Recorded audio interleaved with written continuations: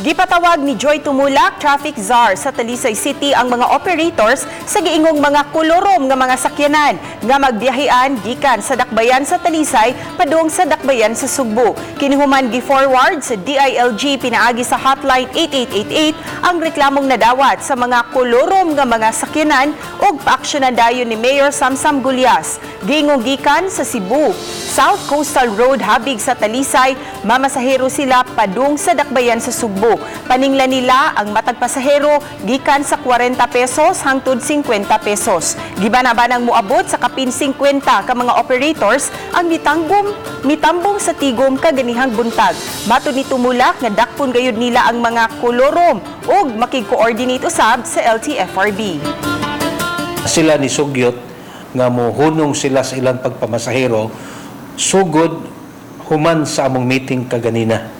Unya ilang pangayuan ug tabang ang ato ang mayor nga motabang nga mohimog taytayan paingon didto sa LTFRB kay gusto silang makikistorya sa LTFRB.